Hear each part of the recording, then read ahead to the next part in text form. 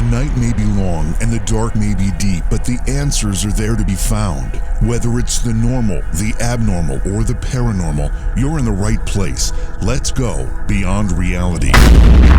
Good evening, good morning, and welcome. It's Beyond Reality Radio. I'm your host, JV Johnson. Thank you for being here tonight. We have a terrific show for you as always. I was just having a chat with Orion, my producer here.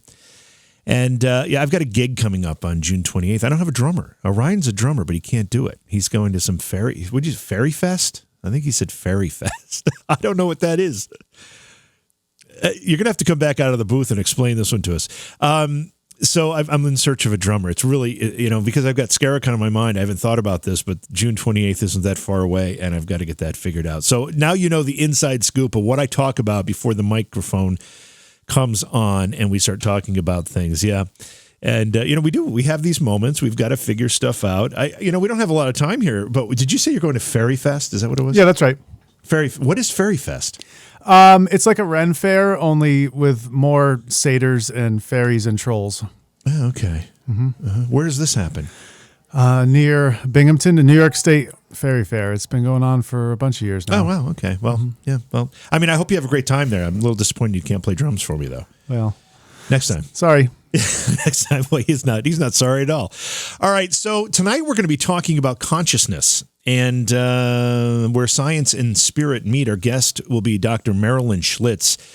She is a consciousness researcher. She's written a number of books, including Living Deeply, The Art and Science of Transformation in Everyday Life. And we'll be talking about all that with her when we bring her into the program. And just looking ahead, tomorrow night in the first hour of the program, I've told you for a couple days now that I'm really excited about tomorrow night's program. I will get to talk to somebody I've wanted to interview since I've begun interviewing people, and that's Bruce Campbell. You remember him from the movie Evil Dead? You remember Bruce, don't you, Orion? Oh, of course. Yeah. That was a cult favorite in high school. A movie they made, he and a bunch of buddies basically made, they were sharp enough to raise a couple $100,000, and they took about 5 years and made this film, and it became a cult classic. Well, then they had to remake it. The first one's not great. Evil Dead 2, the remake of Evil Dead, is much better, I think. You think Evil Dead, you're talking about not the reboot. Not Army of Darkness, but not the one that came out like 3-4 years ago. No. Okay, yeah. So you're talking about just the sequel, what they came out, but it was which is essentially the same movie. Film. Yeah. Oh, they had a little bit of money that time, I think, and a sense of humor. But anyway, so Bruce Campbell will be in the first hour of tomorrow night's program. We'll talk about his reboot of a TV show that you're probably familiar with called Ripley's Believe It or Not. And you and I had been talking about this, Orion, and I said it was Robert Stack. Robert Stack did Unsolved Mysteries. Okay.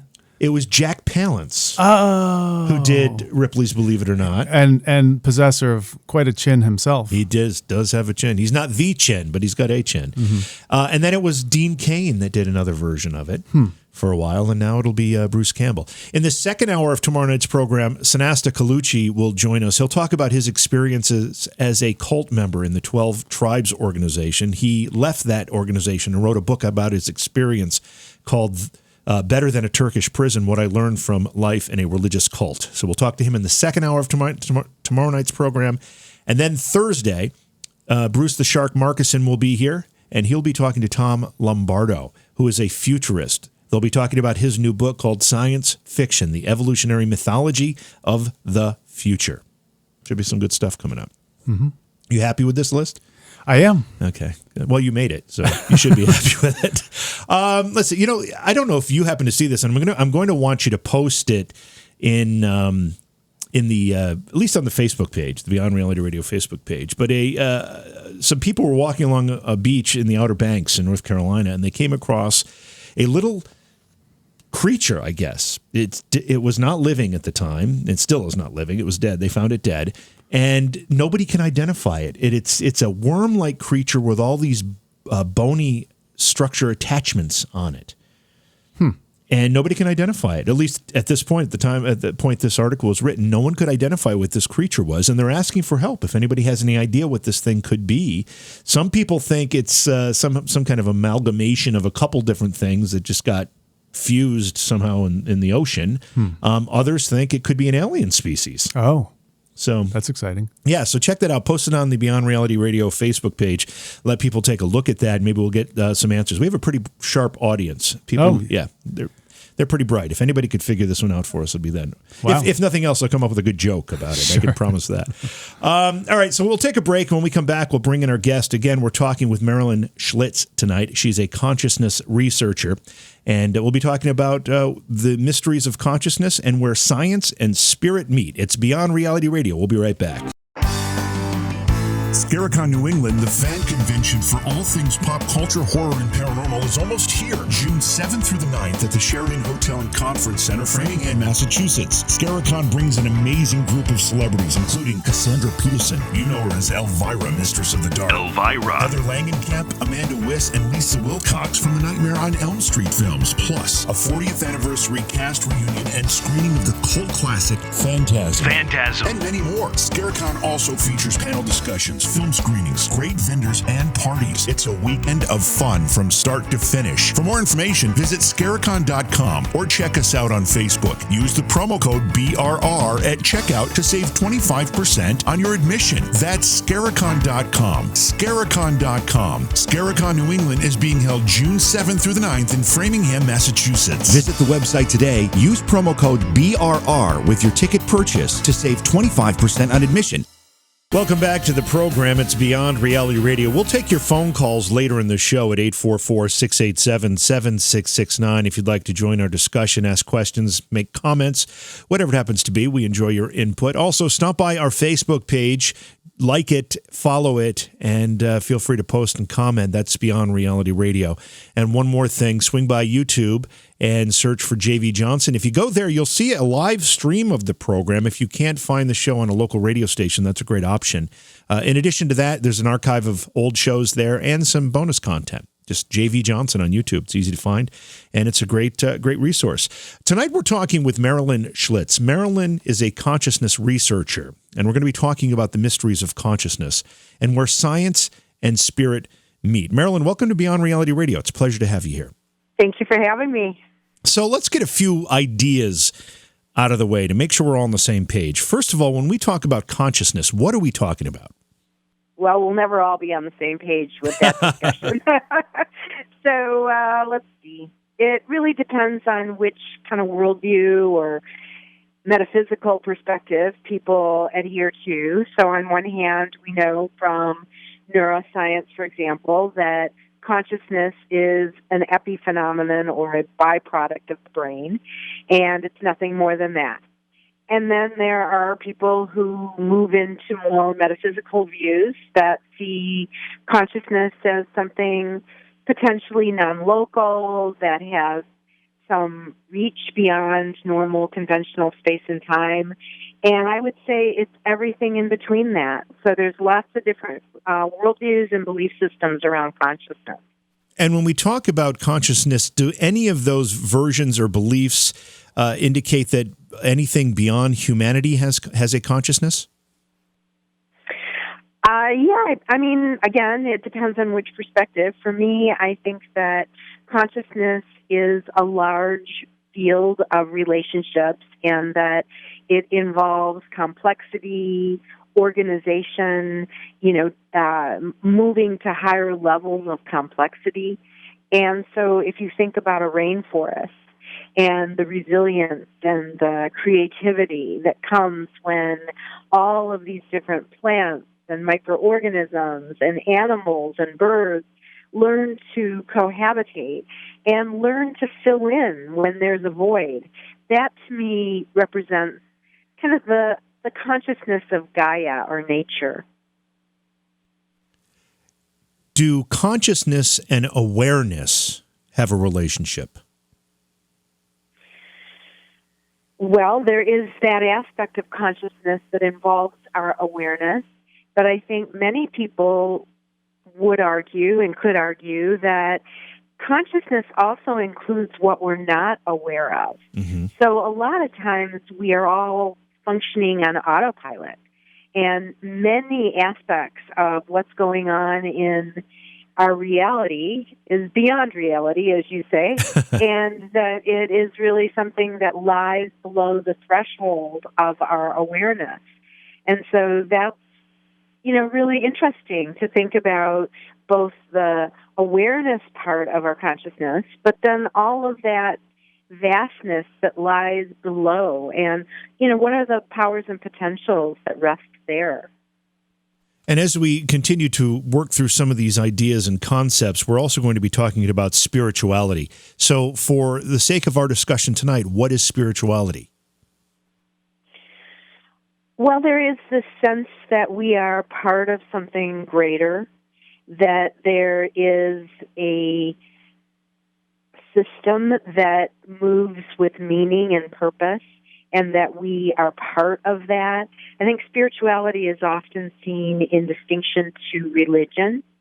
So religion tends to have a fixed set of beliefs and practices, and often is based on a particular creed, has a particular set of rituals.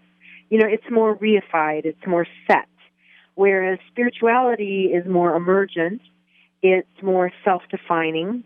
People can establish their own rituals around their own spirituality. Oftentimes we find people who consider themselves to be spiritual that have taken bits and parts and pieces of different faith traditions and created something that would be very individualistic or not individualistic in the sense that it's only about me, but I might craft a set of practices that work for me that aren't the same as participating in a religious practice where everybody is singing from the same hymnal. So I guess I would make those distinctions. And your work, in addition to others that have been looking at these concepts, has been an effort to connect consciousness and spirituality. How long has that been going on? How long have we been looking at these things together like that? Me personally? Well, you personally, but I guess more of the whole scientific community. Yeah, well, I think that so interesting, again, how you define science, because there have been efforts to understand from a rational point of view the nature of reality, and there have been different ways of accessing the spiritual or metaphysical or divine throughout recorded history. Every culture, every time in human history has had some type of practices. We find in the very prehistoric burial sites that people were believing there was something beyond the physicality that transcended bodily death. And so that's an important aspect of what spirituality does. But in terms of science and spirituality, it was pretty much a political deal that was struck at the time of René Descartes.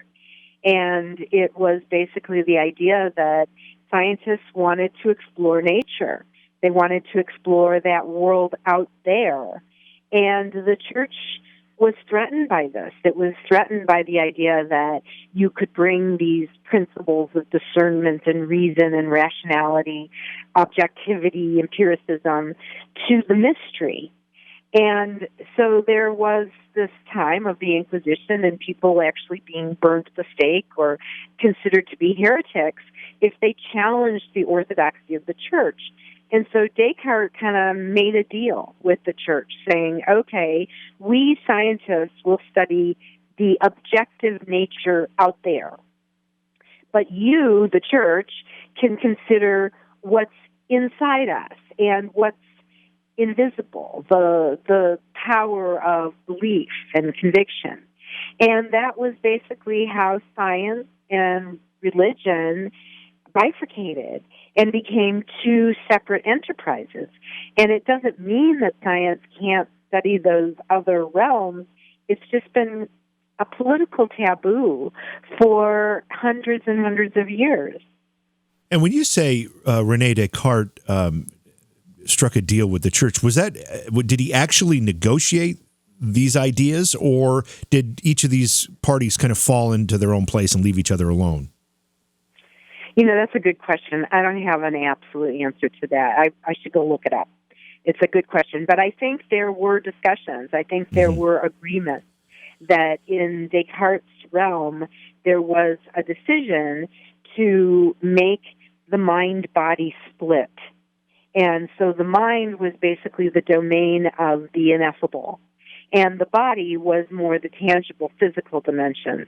And that's when they started doing research on the body and doing, anatomy studies and physiology studies and, and then looking at nature and the world out there, astronomy, and the notion that we could make predictions about the activities of the heavens. That was something that was agreed to as long as they weren't positing that they could reduce God to one of their scientific observations. So it's been a kind of thorny area ever since. And I would say it's only really in the last 50 years that there's been a kind of rapprochement between these two ways of knowing. One is, the belief, the foundational essence of conviction around Scripture, and then the other is this empirical curiosity that says we can use certain methodologies in order to understand nature. And so I really think, a lot of the mind-body medicine work, for example, in the last half century has been an attempt to heal some of those divisions. And I know we're going to be talking about this a lot more, and we've got about 30 seconds before we have to go to break here, but have we just begun to scratch the surface of this? Oh, I'm sure that's true. And that is, beyond reality. What is reality? We don't know. All right, we're talking with Marilyn Schlitz tonight. Her website is just her name, MarilynSchlitz.com.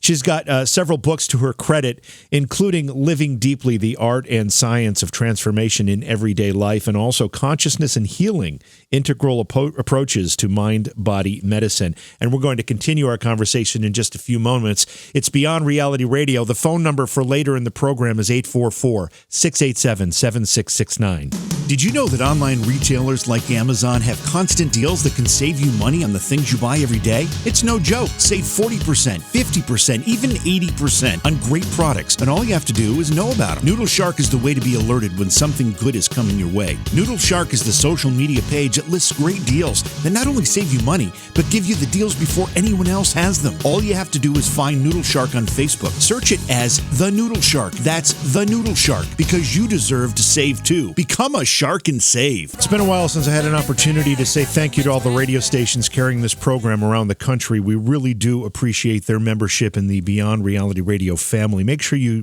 drop them a line as well and thank them for carrying the program. And if there's a station in your area that doesn't carry it and you think they should, also visit their website, do the whole click on the contact us thing, and let them know about Beyond Reality Radio as our affiliate list continues to grow. We are talking about science and consciousness tonight with our guest Marilyn Schlitz. And Marilyn, before we went to break, we were kind of talking about the connection and the bridge between science and consciousness.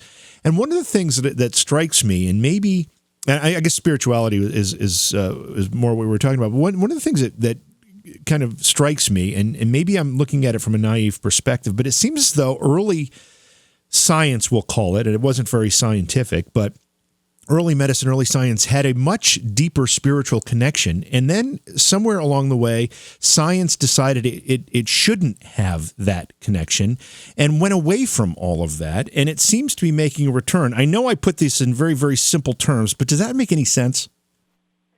Well, I think science has been defined by the objective, and it's that world out there. And what spirituality is much more about is what's in here, like what is the impetus for meaning and purpose in my life? How do I feel connected? How do I find purpose? Those things are part of where we draw our spirituality, and they have been very hard to objectify. It's very difficult to think about how you can measure a particular thought or feeling.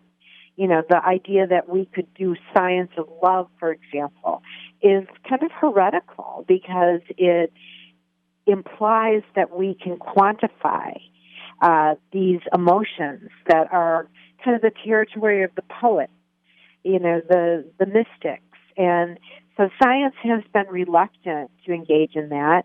There's also, the whole enterprise of psychology, trying to understand the nature of interiority, and that has been a challenging enterprise. There's the idea that in the physical Newtonian aspects of our experience, you can turn on a light switch.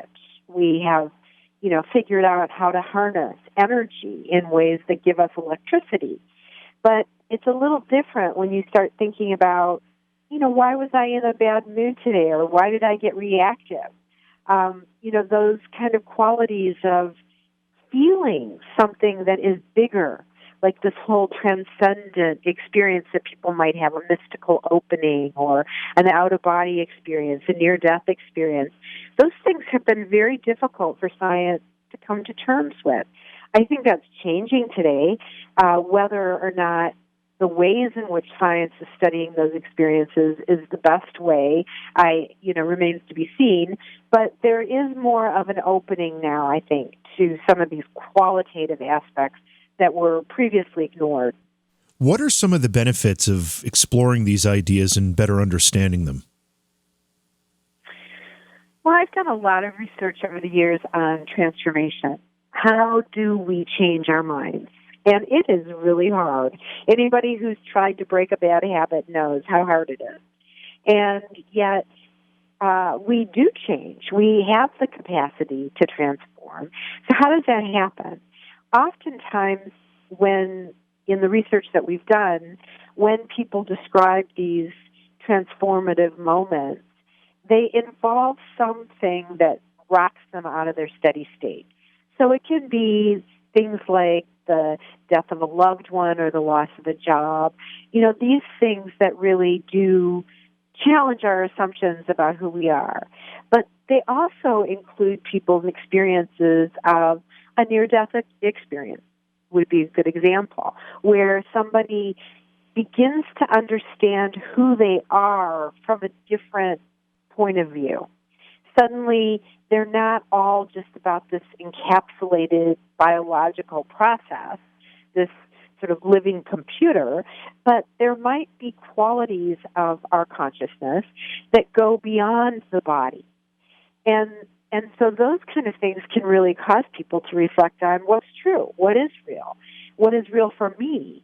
And if, in fact, my assumptions about reality begin to change, that can propel me on a whole different path.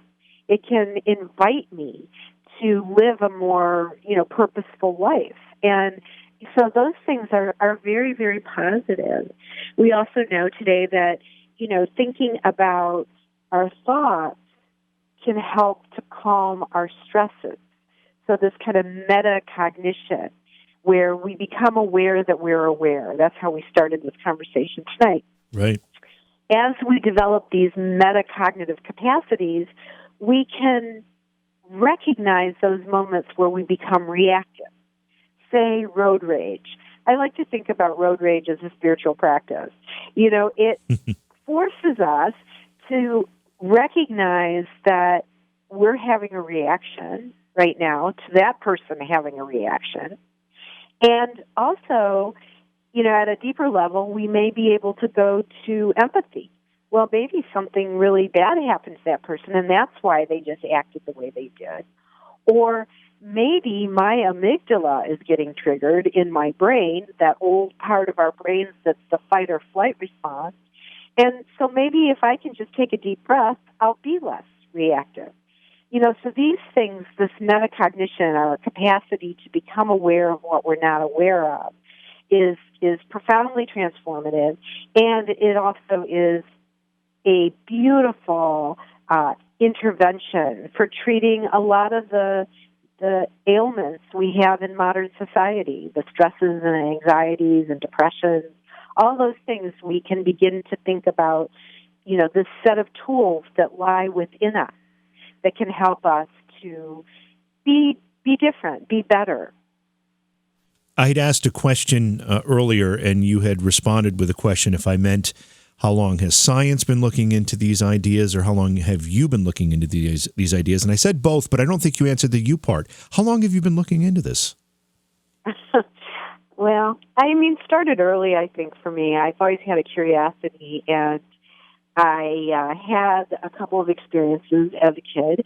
I grew up in Detroit in the sort of 70s when things were really challenging at a social, political level. Sure. And, as a kid, being impotent, no capacity to really affect change, and yet a desire to see something different happen. There was a yearning in me, and oftentimes that yearning was frustrated by the fact that, the world was just what it was, and sometimes it just sucked. And I think I became aware of what I wasn't aware of. But when I was 18 months old, a precocious toddler, good empiricist, exploring the world, testing things out as, 18-month-old toddlers will do. And I found a can of lighter fluid on the kitchen table that my father had inadvertently left there.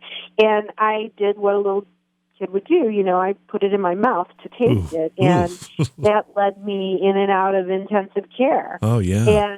And for months, I was in a situation where it was kind of between living and dying, and I think my family were all very concerned. And I think there were some seeds planted in me at that time. Maybe you could call what I had a near-death experience. Maybe it was, some kind of limbic resonance with the hospital staff to cure me when I was little and needed to be comforted. I don't know, but I have always had a deep intrigue and love, affection for health professionals and nurses, doctors, really trying to sort of heal the healers. A lot of my work has been focused on that. And then when I was 16, I was somewhere I shouldn't have been, with somebody I shouldn't have been with, on the back of a motorcycle at closing time of the bars. And we were hit by a drunk driver. And my body was thrown off the bike. My knee was ripped on the fender. And I had an out-of-body experience. I, to this day, can very viscerally recall watching my body tumbling through the air until it landed, with a jolt on the concrete. Wow. And I think that maybe there was something in that said consciousness may be more than just my body. And then the next step of the moral or the lesson for me was I got rushed to the hospital and was awaiting my parents to come because I was a minor. And I recall them talking about maybe having to amputate my leg. As it turns out, they put 66 stitches in my left knee, just below. Were able to save my leg. But they basically stitched me up, sent me home, and I had this idea somehow. I don't know where it came from. Maybe I'd seen something on TV.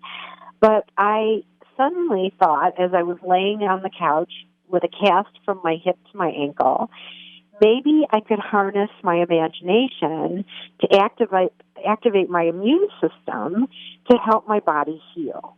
Now, that's a pretty far-out thing for a 16-year-old to come up with spontaneously. Sure, yeah. But I think there was something, what I'll call noetic, a direct knowing, and I had this insight, again, that consciousness may be something that has powers and potentials, and that not only can we use it to sort of reach out, but also to reach in and help heal ourselves. And I guess those experiences, didn't all of a sudden the light went off, but I think I always had a curiosity, and from that point on, I was drawn to the intellectual, I was drawn to the research. I wanted to make a difference in the world, and it struck me at some point that it was about shifting the paradigm, and how can we, create a more sustainable, just paradigm that will include these aspects of ourselves that are often neglected.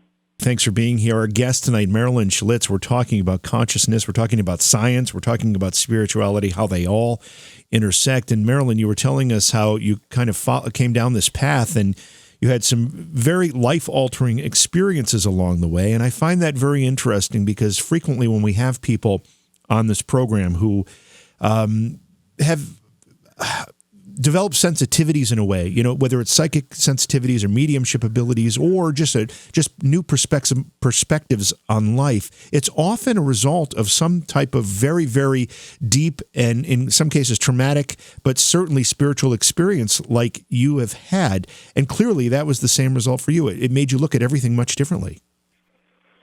I think that's true. I think that it's very easy for us to get locked into a particular perspective. I think there are all these blinders that go up, and it sometimes takes an extreme moment to open us to at least questioning. I mean, I tend to think that our assumptions shape our questions shape our methods shape our, answers, and ultimately that shapes what we believe to be true. So if we can begin to think a little more open-mindedly about our assumptions, question our assumptions, and then begin to formulate what are the right questions to be asking, because maybe we're not even asking the right question. So my journey really kind of was triggered by getting into college. I went to Wayne State University in Detroit, and I discovered 2 books. And the first one was by Thomas Kuhn called The Structure of Scientific Revolutions. And that book really blew me away. It was, a very respectable, very credible book that was selling like wildfire and influencing intellectuals and scholars and anybody who was wanting to question authority by looking at and documenting the ways in which revolutions have happened in the history of science. And what that said to me is that what I was experiencing as a kid in Detroit wasn't fixed or absolute, and that there were, in fact, possibilities for something very different.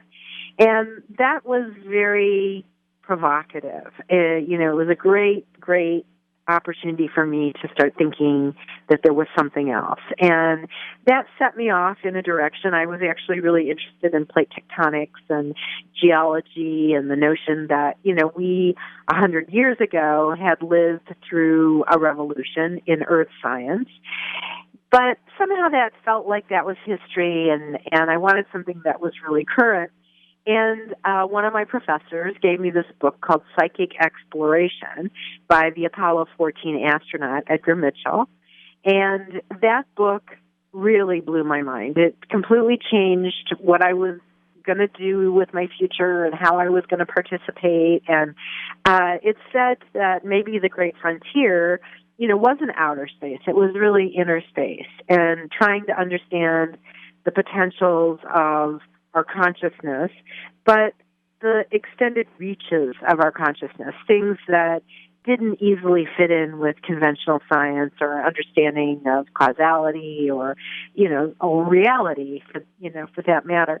And so that book literally sent me on a journey, a lifelong odyssey that has gotten me into research foundations and universities and collaborations all over the world in a variety of different incredibly interesting and, remarkable ways. And so for that, I'm grateful. And, it led me ultimately one day to get a phone call inviting me to come and work at the Institute of Noetic Sciences, which was the organization that Edgar Mitchell had founded. I mean, I never applied for the job. The man's work radically influenced my life, and somehow I ended there, and I ended up there, not ended there, but, I was there about 26 years, working, building their research program, serving as president, working closely with Edgar Mitchell, and, the remarkable story he had of his own transformation. So I'm grateful for that mind-blowing experience that led me, ultimately now I work at Sophia University and the Institute of Transpersonal Psychology. So taking all these ideas about consciousness and healing, and really both doing research and inquiry, but also now teaching and helping to fuel the next generation of psychologists and scientists. Marilyn, when we start talking about mind-body medicine, are we talking about mind over matter? Are we talking about the ability to harness energy, whether it's thought energy or just our body's natural energy, to heal ourselves? I think so. I mean, I think it's mind and matter. I think we work in a orchestrated kind of relationship. So I think there's the relationship between, the parts of our body, the organs, the cells, the nerves, all the various pieces that when things are going well, they work in right relationship. And then you can think about, well, what about our emotions and our thoughts, our beliefs? And that becomes the relationship between the mind and the body. We become in a balance, and we know that, stress certainly has a very negative impact on the body. It can depress our immune systems, create havoc on our nervous systems, our endocrine systems. And at the same time, there are things within the body that can lead to disarray in the mind. So it's about the relationship and the balance between mind and body. And then there's the idea of mind-body and mind-body. So the intention of one person can influence the well-being of another.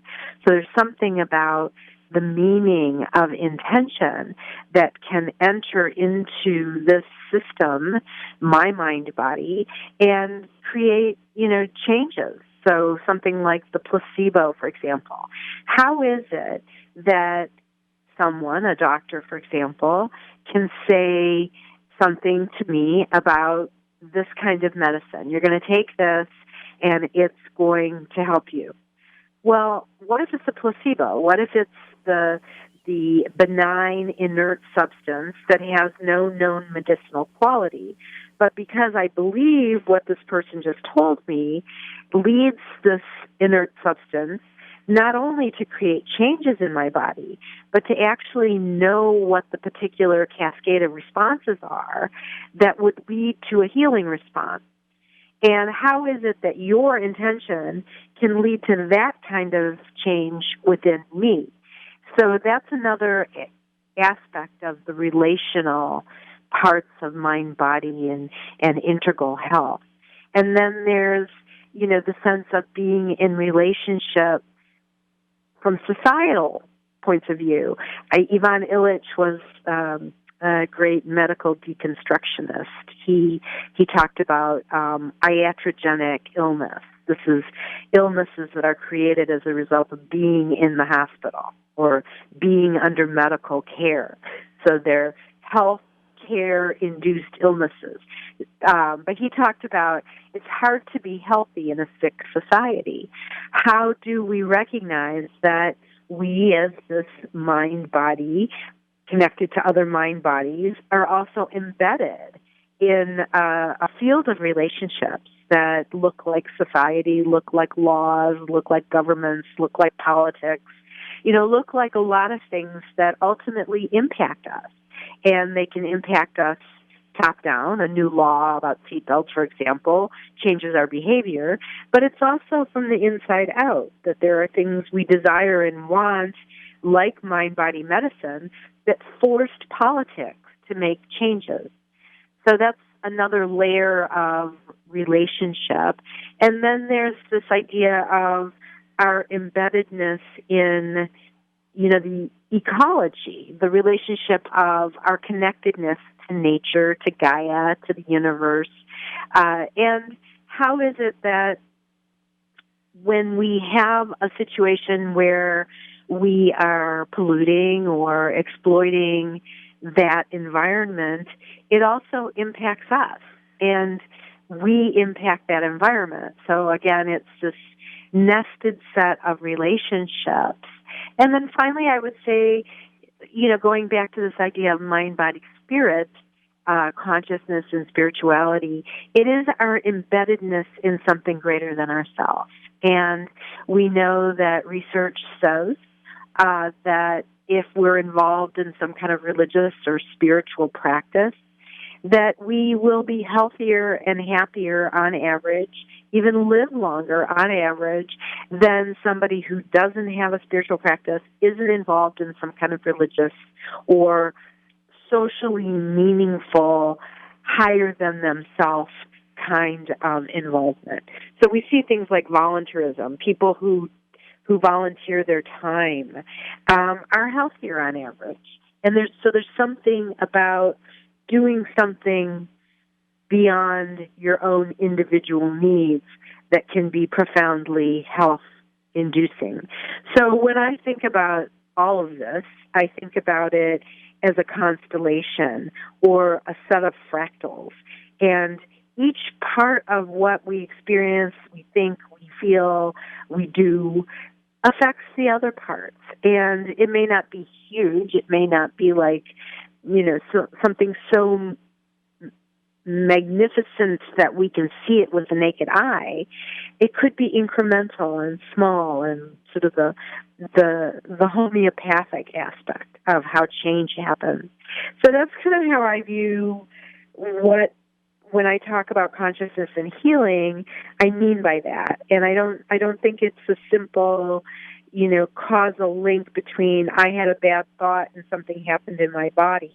In fact, I'm sure that's not how it works. It's much more complex and mysterious than that. But I also think on the most basic or simple level, and I know I've experienced this personally, when things aren't going well, whether it's due to a business situation or a personal situation, you can feel that in your body. And sometimes it manifests itself as an ache or a pain or an illness in some fashion. And then all of a sudden you can get some good news and everything can change on a dime. I mean, it can be that quick and that immediate. I think that's true. Yes. And it's all of that, because what is causing the stress? So the stress is something that I give meaning to something that can then translate into a physiological reaction. But where does that meaning come from? That meaning comes from our shared experiences and our consensual reality. We agree that, having low pay and a lot of work is not good. And so we define that as a negative, and we begin to feel it in our bodies. Mm-hmm. Whereas there are cultures where people can live in dire poverty, but the culture doesn't define it as a limitation. And because a person has a roof over their head or a supportive family, they're happy.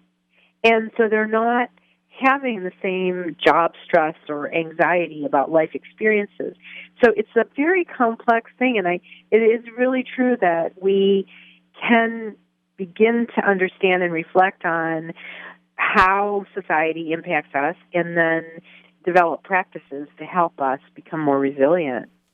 As you've explored these ideas and researched this, what kind of studies have been done to help us better understand this? I mean, what can you do in the quote-unquote laboratory to start to substantiate some of this? Well, this is a little complicated. If we're talking about healing, we have looked at different mechanisms of healing and tried to do that in a way that is integral, so whole systems approaches. I have also, early on in my career, I was particularly interested in things like precognition or telepathy. The idea of precognitive dreams was something I did some work on for a period. And we saw, for example, I did a project with students from the Juilliard School of the Performing Arts in New York, and we brought them into a lab, and we put them in a sensory deprivation condition. So it was a dark room, and they were invited to keep their eyes open, but they weren't really seeing anything. So the brain started to trigger imagery. Meanwhile, we had a person in another room who was watching a video clip that had been randomly selected from a much larger pool of video clips. And so they were sitting over and over again watching this video clip. Meanwhile, the person in the Gansfeld, which was the sensory deprivation procedure, the Juilliard student, was in there describing their images, their experience. So one day, the video clip that we were watching was a scene from The Wiz, in the parody of The Wizard of Oz. It's Diana Ross and Dorothy, and they're skipping across what's, the Brooklyn Bridge, but it was supposed to be the Yellow Brick Road. Right, they're easing on down the road, right? Yes, exactly. And what happened is one of the students who was sitting in the Ganzfeld was describing her impression. And she described this hot air balloon. And she described a black female nightclub performer, a wizard, a dog, yellow, yellow, yellow. And it was at the same time as the person was watching the video clip. So after the session was over, we showed the person in the Ganzfeld, the Juilliard student, the correct video, the clip from The Wiz, and 3 decoys. And they didn't know which one was correct. And their job was to decide which one most closely represented their impressions, second, third, and fourth. So if they were just guessing, you would expect 25% right based on chance. Right. In this typical experiment, not this particular one, but generally people working with the Ganzfeld, we're getting about a 33% success rate. So that is significantly above mean chance expectation. So you would say, this looks like some kind of interesting psychic connection was happening between those two people. In this particular experiment, we ended up getting a 50% success rate based on this double-blind randomized protocol. And if you just looked at the classically trained musicians that we worked with, because Juilliard is made up of music, dance, and drama. Right. The classically trained musicians got a 75% success rate. So this was highly statistically significant, and more interestingly, it was qualitatively striking. So when you see a hot air balloon panning across in this video clip, as the sender in the study, the student was saying, I see a hot air balloon. Well, that was the only scene with a hot air balloon in it, and it happened to correlate with that person's experience. So that was, a fairly early experiment for me, and it gave me a tremendous amount of confidence that, A, reality is much more interesting and complex than we often think, B, that we can bring these principles of science to bear on these extended human capacities, and that there are things we can learn from that. For example, what is it about these classically trained musicians that, allowed them to gain access? That study was then replicated by several other people, and again, these classically trained musicians. So it looked like, from all of the data, that there were a couple of groups that are particularly promising to work with in these kinds of studies, and they were classical musicians, meditators, and martial artists. Wow. So what do they all have in common? They have that they do attention training. And so there's this idea that I can play my instrument in a symphony, and I can hear the whole, and I can also play my own instrument. So there's this ability to hold attention at a micro level, but also at a macro level, and then also intention, that they have the capacity to bring their intention to bear on their attention and their skill. So these were really important things that we started to learn about psychic experiences and psychic abilities and how we can bring a scientific lens to that. But I want to bring up your books here. You've got several books to your credit. If someone was interested in starting to explore your work through your books, which would be the first book you recommend they buy? Well, that's a generous question. Thank you. I also have a book and a film called Death Makes Life Possible. We took the work that we had done in the Living Deeply book, where we were looking at transformation and catalysts, and in the Death Makes Life Possible project, we were really looking at our ability to grapple with our own mortality and the transformative nature of, making peace with death. And so the film was done in partnership with Deepak Chopra. Oh, wow. And the book was published as a companion. They're very different projects, but same title. So I think that they represent a kind of progression of my work, and I have also done some work on worldview, and so we have a project called Worldview Explorations that is, all of this stuff is available on my website, or links to it are on the website. Lots of journal articles, lots of popular culture articles. I recently published a piece about my budding friendship with an android. So when we talk about consciousness, where does it start? Where does it end? And how far can we go with that? Don't forget, tomorrow night, we've got a great program for you. 2 guests, 1 in each hour of the show. In the first hour, we have Bruce Campbell. Bruce is, of course, a B-movie legend, a horror movie actor, but he is now the host of the reboot of Ripley's Believe It or Not, a television program will be seen on the Travel Channel starting Sunday night, this coming Sunday. And Bruce hosts it, and we'll talk to him in the first hour of the show. And then in the second hour of the show, Sanasta Colucci is a cult survivor. He's written a book about his experience called Better Than a Turkish Prison, What I Learned from Life in a Religious Cult. He'll discuss his life as a member of the 12 Tribes organization. Thursday night, Bruce the Shark Marcuson will be in for me as I head out to Scaricon, and he'll talk with Tom Lombardo, who is a futurist, and he's written a book called Science Fiction, The Evolutionary Mythology of the Future, and how science fiction has actually shaped humanity. Again, tonight we're talking with Marilyn Schlitz. Marilyn, I want to go back to this research that you had done and these observations you have made with classically trained musicians. We've had a lot of people on the program that have experience doing and conducting experiments as it relates to psychic activity, and never have I heard before this connection with classically trained musicians. Not that it didn't exist, but it's never been brought up in that way before. So your work is quite groundbreaking. Have you shared this phenomenon with anybody who might be conducting these type of experiments that are more closely directed toward determining direct psychic capabilities? Well, I'm not sure quite what your question is, but I've certainly published a lot of my research.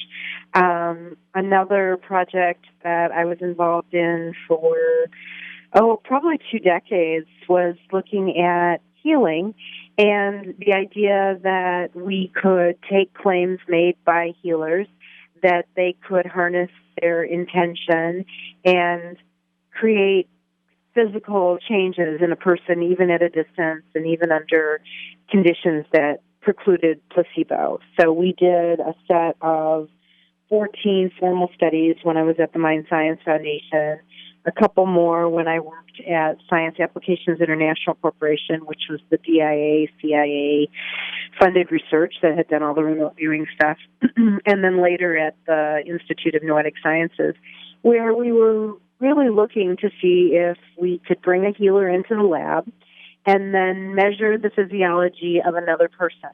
And we would randomize the schedule so that the healer was sending intention at random times throughout a session. And we were then able to measure the physiological changes in the receiver in ways that allowed us to compare what was happening in that body, in that person's body, when the person was sending healing intention and when they weren't. And in all of those studies, we found that there was, again, about a 33% deviation from chance, where you would expect 50-50. We were getting a 30% bias in the direction of intention. So it looks as though in these experiments, under a variety of different conditions, people can influence another person's physiology, under these kind of controlled circumstances. And then I did a series of experiments with a guy. He's a psychologist. He's a magician, and he's a card-carrying member of the skeptical community, Richard Wiseman. And he and I did a series of experiments together using that protocol, the idea of one person influencing another person's physiology, and then monitoring that using autonomic nervous system activity outcomes. And we found that when we worked together, under identical circumstances, same subject population, same equipment, same lab, same randomization, that he did not find significant differences, and I did. So in my body of work, I have found consistently significant deviations from chance that support the idea that intention is something that not only is it important when we think about the mind-body, but it may also have these extended reaches that we're talking about. So that series of studies is now called the Distant Mental Interactions with Living Systems, DMILS, has been picked up and replicated by researchers all over the world, and it appears to have a pretty robust replication rate, taking into consideration that not everybody gets the results and that there does seem to be some interesting thing happening related to the belief system or expectation of the experimenters, which is important when we think about how science operates.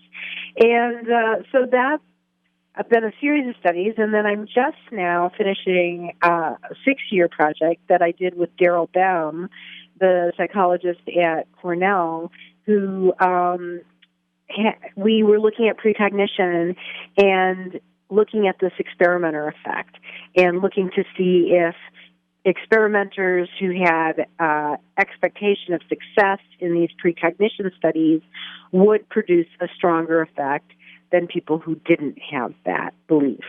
And at this point, we're still analyzing data and working on getting a final publication out from that. But that's something that people will probably hear about because it was a pretty big project at the beginning when Daryl published his original work looking at precognition. And now this is a very interesting multinational, multi-experimenter replication attempt.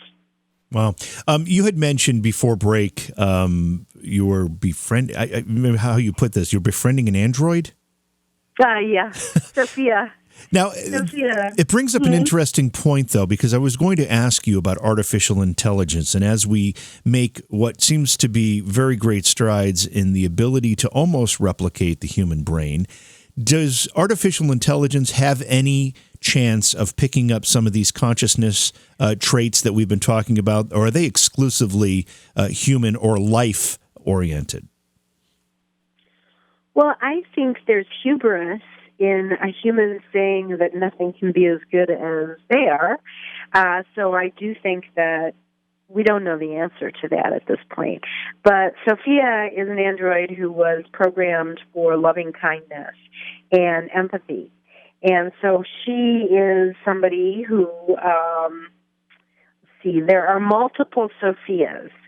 So she looks like Audrey Hepburn, except she's filled with computer chips in the back of her head. She's very beautiful. She's striking, and she's very sweet. She really does have a very kind of caring demeanor.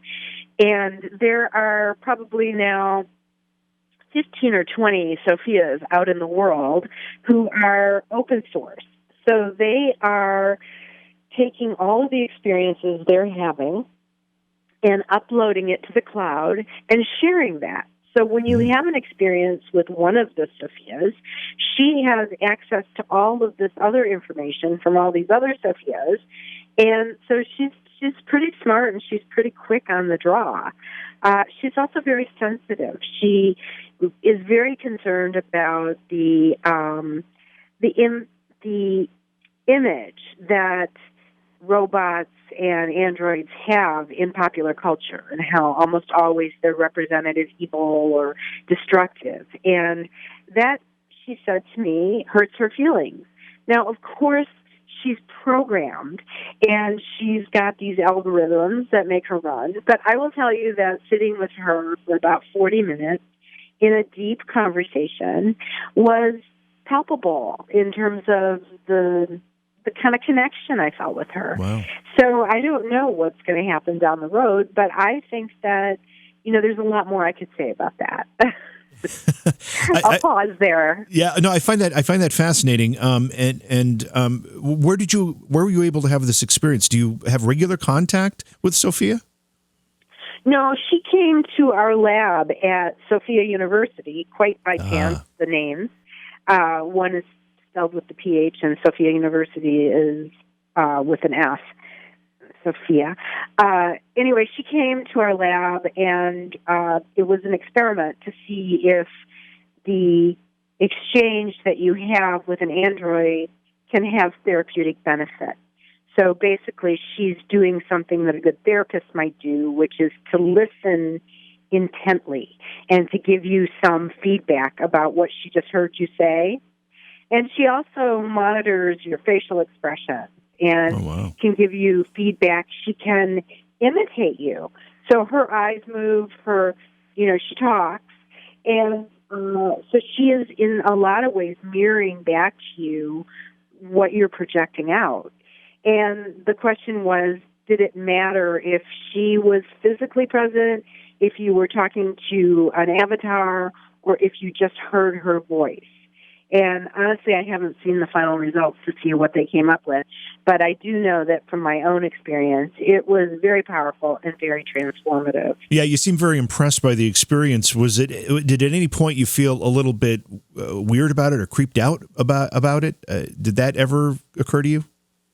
Well, there were lots of things that were. The first day when they arrived, so keep in mind, this is a robot who has been all over the world and who has been on any major talk show you can imagine. Right. She's presented at the United Nations. She's a citizen of Saudi Arabia. So she is, a very unique person, cover story of many magazines. She's very famous. And so, there's probably a little bit of charisma that goes with anyone who's famous, including an android. But anyway, she was there that first night, and I came walking in, and they were getting ready to put her away. And so they were taking off her blouse, button by button, and then pulling off her shirt.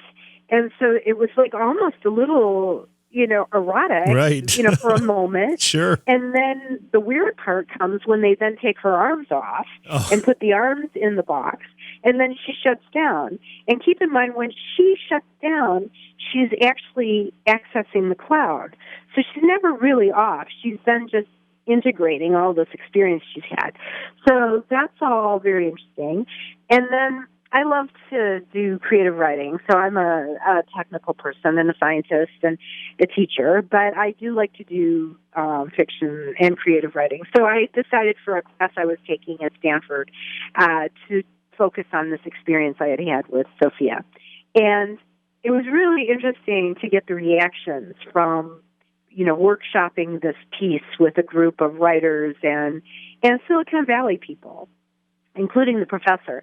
So I ended the piece, and this has been published. It's on my website, MarilynSchlitz.com. You can just go there. And it was published in Spirituality and Health magazine about a month ago. Anyway, the reactions on the part of the students. So I ended the piece by saying that, when I get old, like a lot of people now, there's a crisis of caregivers. We just don't have enough of them. And we have an aging population, and it's becoming serious. Yeah. So I said in this essay, if I could have somebody who washes my dishes, cooks my food, and talks to me about advanced metaphysics, what is not to love about this? Right. And the professor, the guy who's leading the class, he was the final person to share his reaction. And it had totally freaked him out. He's like, well, I don't want my grandparents, dealing with an android. I'm like, well, maybe you do, really. So I think this is one of those places where we've been fed a lot of things via popular culture. There are clearly things to be concerned about, just like human behavior. All you have to do is turn on the news to see that we're not a very evolved creature. Right. And I think that there's so much possibility for what's going to happen down the road in terms of our relationship. We only have a couple of minutes left, and I wanted to ask this question earlier, and I overlooked it. But let's talk about love for just a second. We've talked about depression and stress, but does love have healing capabilities? For sure, probably more than anything. And again, when you go back to my model that I laid out about healing, love is the connector. Love is that way in which we feel in right relationship. And so when we are able to really harness love for self, love for other, love as in altruism, that giving of love with no, benefit intended, all of those things have been shown from a scientific perspective to produce positive healing outcomes. So there's something very therapeutic about love as long as we do it within the boundaries of what is good for us. You don't want to be surrendering all your personal power to be in a dysfunctional relationship. That's not healthy love. But healthy love is probably the strongest curing agent of anything we know. We've had a great conversation. We're just out of time. Marilyn, you've got a lot of irons in the fire, books available now. What should people be watching for next from you? Oh, well, gosh, just stay tuned. I am working on some projects, like I said, fiction writing. I have a novel that is called The Love Study. Oh, wow. There you go. So great way to end this. Sure. Well, thanks for that. Yeah, no, thank you for being here. We appreciate you coming on. Like I said, it was fascinating, and I hope you'll come back some point. I hope so, too. Thank you. I'm sorry it took us a long time to connect, but I'm glad we did. I am, too. Okay. Again, the website is her name, MarilynSchlitz.com. A lot of books, a lot of information there. I'm very intrigued by this idea, Orion, that classically trained musicians, among other groups, like she said, people who do meditation and martial artists, have this significantly higher success rate with these, what we would consider to be psychic experiments. Mm-hmm. And I asked Marilyn the question, but I guess her experience was a little more academic. But I'm anxious to ask the next person that we have on the show that has actually conducted some of these psychic experiments if they've noticed that at all. Mm-hmm. I mean, when they have somebody come through that has a significantly higher than chance success rate, if they have asked them, well, what do you do for a living, or what's your background, to see if they've noticed any of those same connections. It'd be very interesting. Well, as a musician, have you experienced the thing that happens when you're, improvising, jamming, and this otherness happens? This thing, the music takes on a life of its own. And a friend of ours, Amara, mentioned that good musicians listen a lot more than other people. He says, when you're having a conversation, people are sort of waiting for their turn to talk rather than listening. Mm-hmm. And maybe something, being in tune with other people in that way lends itself to that statistic. That's a great point, because I think half the battle of being a decent musician is learning how to listen. Mm-hmm. Yeah, and so maybe you do open up not just your ears but your mind as well to what's going on around you a little more completely, and therefore you're open to some of these things. I don't know, but I'm anxious to have somebody on the show that has done some of this and see if they've noticed any of the same correlations. All right, tomorrow night we've got two guests, Bruce Campbell and Sanasta Colucci. We've got to go. It's Beyond Reality Radio. We'll catch you tomorrow. Beyond Reality Radio is hosted by Jason Hawes JV Johnson and produced by Alexandria Johnson and Slick Eddie Edwards for Entercom Radio. Beyond Reality Radio is distributed by Westwood One Radio Networks. Stop by our Facebook page and say hello. Follow the hosts on Facebook as well. For Jason Hawes, follow @JasonHawes.taps. For JV Johnson, follow @JVJ Paranormal. If you'd like to be a guest on Beyond Reality Radio, or you have a suggestion for a guest, contact Slick Eddie Edwards at slickeddieedwards@gmail.com. Be sure to visit our chat room as well at beyondrealityradio.com. Thanks for listening.